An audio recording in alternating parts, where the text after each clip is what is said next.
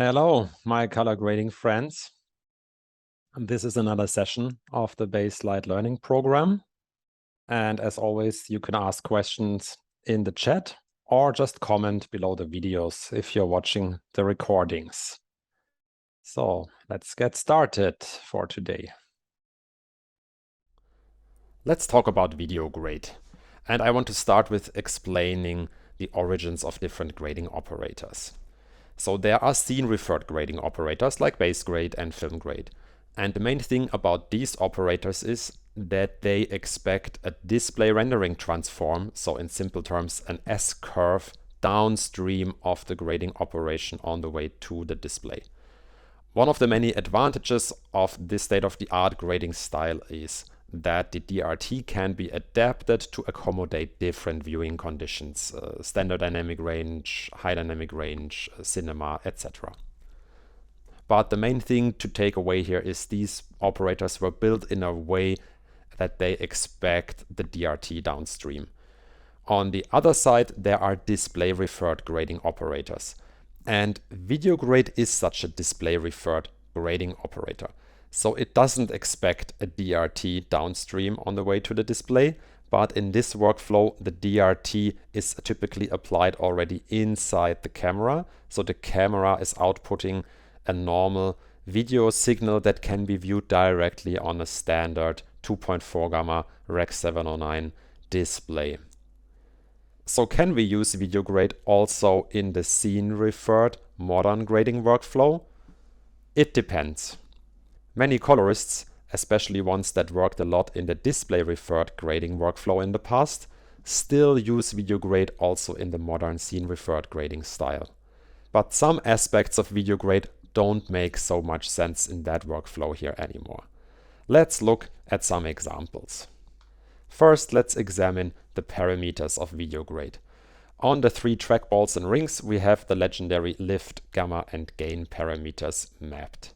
And on the encoders, we have here pivot points and saturation.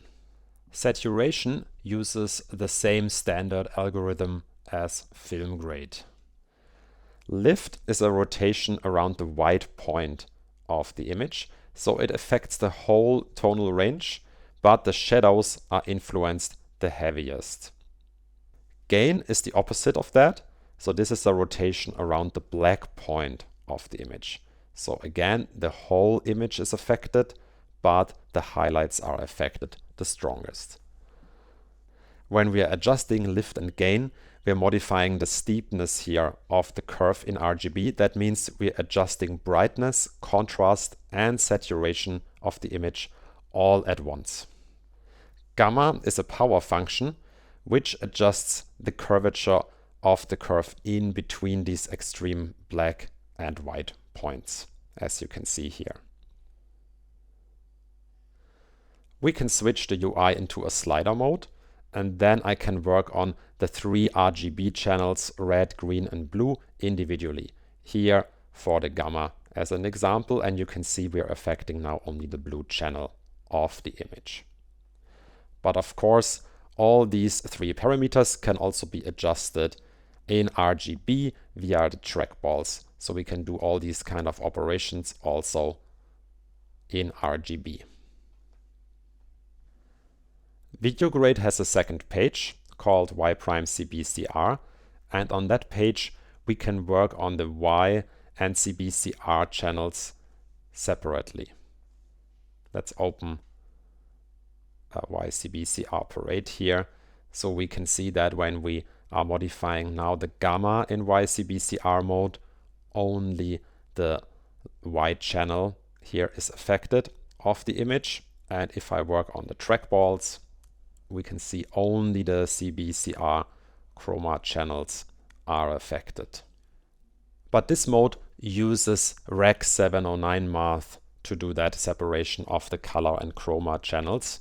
So it doesn't make sense to use that mode in modern scene-referred grading styles in other working color spaces. So from my point of view, I would only use that mode on Rec 709 images natively, which I'm doing here at the moment. So in my grading stack, I have a vlog vgamut input clip I'm converting it to T-log as a working space, but then I'm inserting here the DRT, which converts the image to Rec 1886 2.4 gamma Rec 709, and then below that DRT strip here I'm now grading natively in Rec 709. So we can see a direct linear response of my video grade operations here on the output image and on the output waveform. So the DRT strip acts similar to a log2 Rec 709 LUT. Let's go back to the RGB page and have a look at that image here.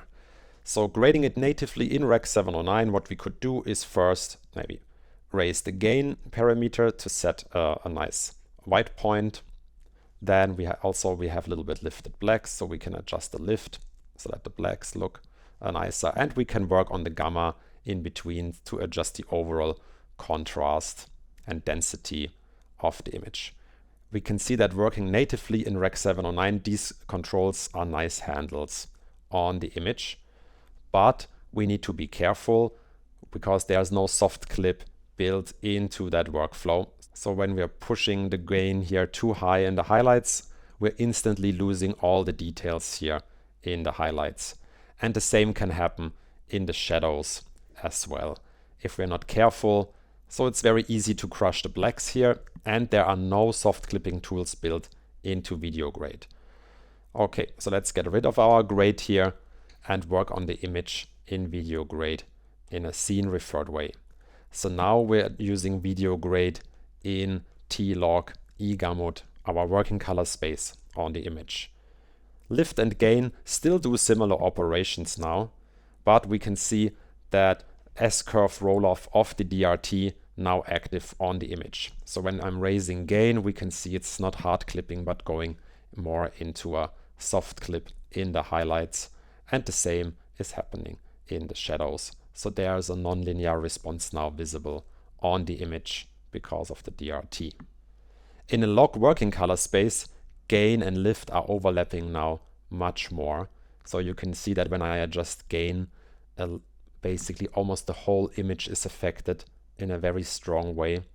And the same will happen when I adjust lift. We can see so the separation between shadows and highlights by lift and gain is not as strong anymore. I don't see much motivation using gamma in a log working space, to be honest, because gamma now affects the image as a whole, so the whole tonal range basically of the image. But to me, it's now just a dirtier version of exposure and film grade. So using film grade's exposure or even better base grade balance would be a cleaner operation for the same task. Let's move on to the next shot. So here again, I have the DRT built into the stack. So in layer 3, I can work natively in Rec 709, and in layer 1, I can work in T-log, our log working color space. Here, pay attention to the chromaticity diagram because I want to show you a special behavior of working natively in display RGB.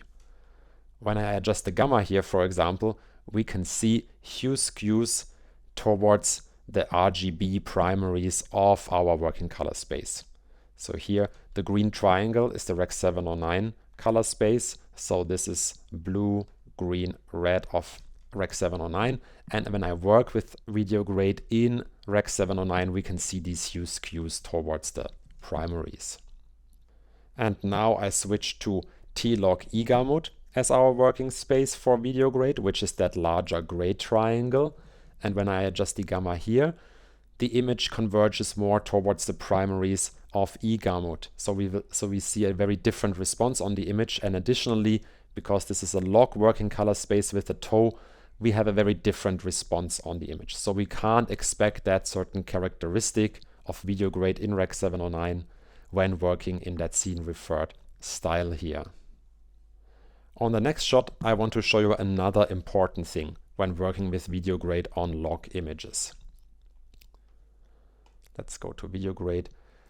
What I want to show you is especially important for dark images like this one here. And pay close attention to the RGB parade here in the shadows. I'm lowering gain now. And what we can witness is that we're really losing all of the image details here. So the shadows are not compressed towards black, but they're sinking below black. So we're really losing image details here. And when you work on a high contrast display like OLED or LMCL, then this can look weird on the display if you just have super big black holes somewhere. So why is that happening? I open the cursors for a moment and switch our viewing color space to T-log, our actual working color space. So this is the image that we're really working on here with videograde. And what we can see is that the log color space has a toe, so black is not at 0, but the pivot point of our gain operation is at 0. So when we're lowering gain, we can see we're also lowering even the darkest shadows of the image. And that's why we're then losing the details in the shadows that heavily. So what can we do about it? Luckily, in videograde, we have a black and a white pivot. So we can adjust the pivot point of that gain and lift operation. And for gain, the pivot point is the black pivot here, which is currently set to 0. So I raise that now to a higher value. And what we can see is, so now we're not pivoting around 0 anymore, but now around that value here. So how do we find the optimal black pivot point for our working color space? It is actually not that hard. I insert a blank below my shot temporarily. And very important, I need to set the color space of the blank to a scene referred linear one. It doesn't matter which scene referred linear one. I chose ACES linear AP0 because it was the first one in the list. Now we can send linear values through our color pipeline to our display color space. So with 1.0, I can measure now diffuse white on my display. So it lands at code value 770. So these are 10-bit code values here in the color picker. Also, if I would set that to 0.18, I can send 18% gray through the color pipeline and see where that lands here at code value 408. But what we need to do is we need to send black through the color pipeline, and on the display that lands at code value 0, which makes sense. But now I just need to set my viewing color space temporarily to my working color space. And now I can measure black in T-log, and here we can see the code value is 77. So what I need to do is in videograde I need to set that black value here to 77. I will show you some other examples of other common working color spaces.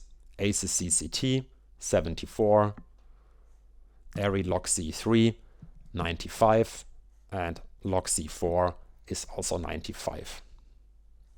Okay, let's set the viewing color space back to Rec 709. I close my cursor view, and now we can also get rid of the blank. We just need to remember that 77 is a good black pivot for our working color space. Now watch again closely what happens here in the shadows on the RGB parade when I lower the gain. I hope you see the difference, that now the values are not sinking below 0, but now they are compressed towards 0, which makes a huge difference visually on the image. And I want to show you another technique on that shot here. So let's reset videograde, go into base grade and raise the black value a little bit.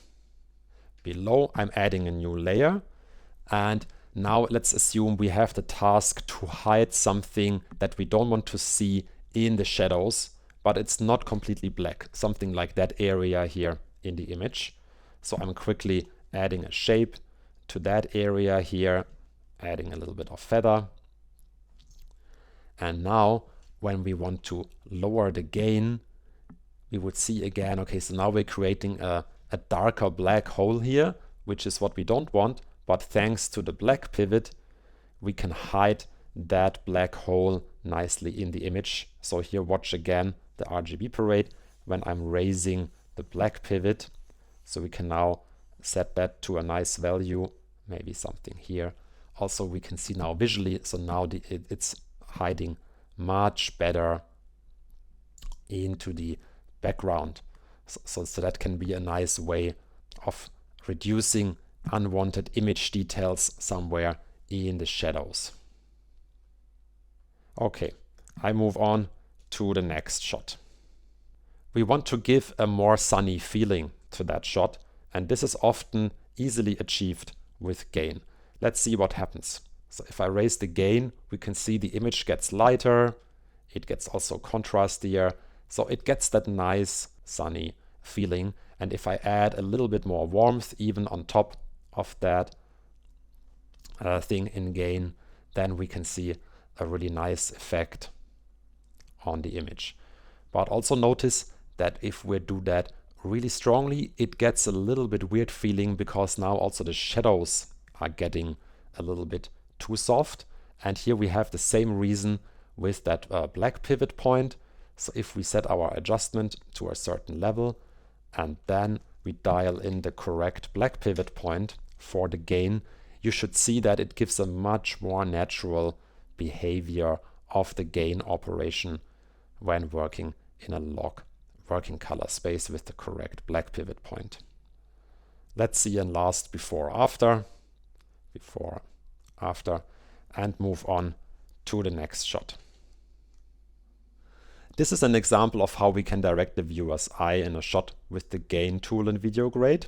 So here I have added a soft vignette to the center of the image, and inside that vignette I can now raise the gain. Again, we can see that if we do heavy corrections, we need to adjust the black pivot point here. It gives us a much better response. So let's raise the gain here a certain amount, and at the same time we can go to the outside. Let's also dial in the correct pivot point here and lower the gain a little bit. And so just by now raising the gain on the subject that we want to focus the viewer's eyes and lowering the gain on the surrounding, we can get a nice effect here on the image. Maybe it's a little bit too much here on the inside, but something like this.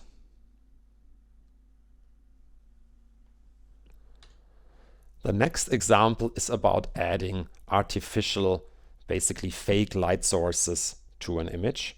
So here I have a little bit more complex shape added to the image. So it looks like that. And inside that shape, I'm now also raising the gain. So we want to simulate a warm light source here on the left side, just outside the frame. So I also need to adjust the color on that one here, which is a little bit harder just doing it with a mouse and without a panel. Yeah, maybe something like that. And now we can see gain can also work to some extent to simulate fake light sources on images. What definitely helps here is that the shadows in the shot go into the right direction in the frame. But what we should do again is setting the correct black pivot here. And now we could maybe adjust it even a little bit further. So here we have before, after. The next example is a similar case, but here we want to simulate the sun. So here I also added some more complex shapes into the shot. They are also dragged into the shot, as you can see. And I want to simulate a little bit sunlight here hitting the scene from the top left to match other shots in context. So I'm raising the gain. Again, I should set the black pivot. Also, we need to dial in a little bit warmth here.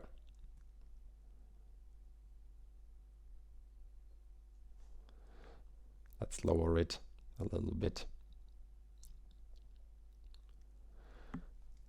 And we can see to some extent we can sell the illusion of some sunlight coming through here. So if you look really closely, you can notice, yeah, we're lacking certain shadows, etc. But in some cases, I use that technique quite successfully. On the last shot, I want to show you two more advanced things. First is that we have that negative button here on the bottom. So when I press negative, this is a quick way to invert the image. So what it does is it sets the lift to 1 and the gain to -1. And so we could add another layer below, and if I hit negative again, we are back at normal. Now in between layer 2 and 3, if we would add new layers in between here, we would work on an inverted image. Okay, so but let's go back. And the other thing is the region graph below here. So we need to leave the film light mode for videograde and switch to another mode. What I already set up here is in the customize menu, I created a new preset called user 1 for the region graph, and you can create new ones here and rename them as visible here in the drop-down menu. So now when I switch into the user 1 preset, we can switch to the region graph tab here. And with that region graph, we have very powerful possibilities to build our own customized video grade. So let's say we want to add a warm tint here in the gamma, and in the region graph I can now sweep through the image and tell the machine how should it apply the gamma to which tonal ranges. Or let's do something else here. Let's do the same with gain. And here we can go into the gain and we can make it stronger in that regard. Or also we can build maybe a harder separation here for the gain so that they feel more like in a Rec 709 space with a normal video grade, so that we have a stronger separation between lift and gain again, for example. So here are really powerful possibilities built into the tool. Let's also check out lift here quickly so we can see. So now it has a stronger separation. So let's find some values here and flip it back to film light mode. So now we can see it's much stronger effect here in the default film light mode. So at the end, I want to sum up my personal advice about working with videograde in a scene referred working style. First is stay away from the YCB-CR mode. From my point of view, it does not make sense using that in a log white gamut working color space when it's not Rec 709. Second, I don't see much motivation of using gamma in a log working color space. And third, when you use lift and gain, watch out for the black and white pivot. Basically, lift and gain are now two contrast tools in film grade. So basically now with these pivots, they behave exactly like contrast with the contrast pivot in film grade, but both in the same operator. And especially watch out for the black pivot when working with gain. Set it to either the black point of your working color space or even an arbitrary value when you're dealing with lifted blacks in a shot, for example. Yeah, so I hope that was informative, and let's move on to the questions. Okay, so one question that I hear from time to time when I talk about that topic is, does it make sense to use video grade if film grade contrast is doing exactly the same thing? Or maybe let's go back to sharing my screen back into the user interface. So also all these examples that I showed here, for example, so this one here, this one and this one and that one, they were all related to gain, for example. And as I just said in the end, we can do exactly the same thing when we go into film grade with contrast and contrast pivot. So the technical answer is there is no technical advantage using either film grade or video grade for these kind of operations. My main reason for choosing video grade in certain conditions is that it's just quicker. So when I know I need the pivot on a very low end, then I just go into video grade and dial up the gain, and then maybe if the pivot is not preset, then I just quickly adjust it. And in many cases, we don't need to adjust it for small corrections. We can also leave it on 0 to be a little bit faster. So I would say the main reason to choose video grade then over film grade contrast might be speed and convenience. Okay, I guess that's then all for today. So I say thank you for staying with me today and see you next time. Bye bye.